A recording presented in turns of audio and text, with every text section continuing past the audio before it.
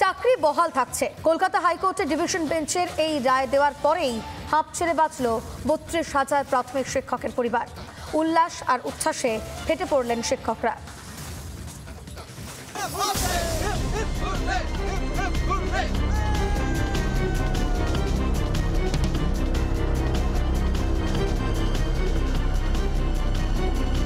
এটা হচ্ছে আমাদের ৩২,০০০-এর একতার ফল এবং ৩২,০০০ যে কলঙ্ক মুক্ত, এরা যে অন্যায় করেনি সেটার প্রমাণ। আমরা আজকে সঠিক বিচার পেয়েছি এবং আমরা জিতেছি, এটাই হচ্ছে আমাদের কাছে খুবই আনন্দের বিষয়।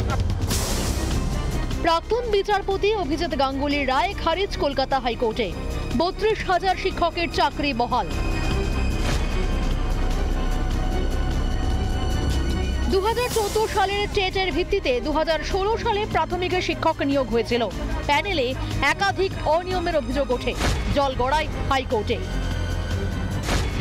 সেই মামলায় 2023 সালের মে মাসে 32,000 চাকরি বাতিলের নির্দেশ দেন হাইকোর্টের তদানীন্তন বিচারপতি অভিজিৎ গঙ্গোপাধ্যায়।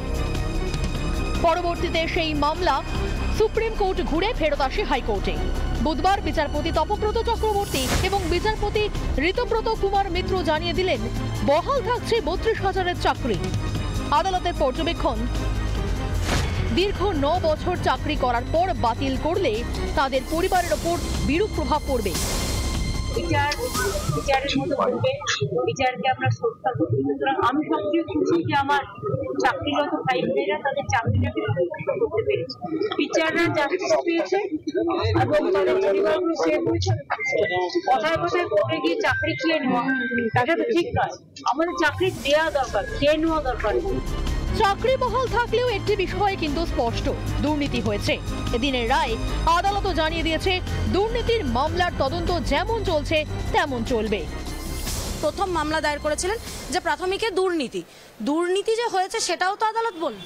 একদম স্পেসিফিক পর্যবেক্ষণ আছে, সবকিছু আছে, কিন্তু আদালতের মনে হয়েছে ইন্ডিভিজুয়াল কেসে নেই, ইন্ডিভিজুয়ালি নেই যে এরা দুর্নীতি করেছে।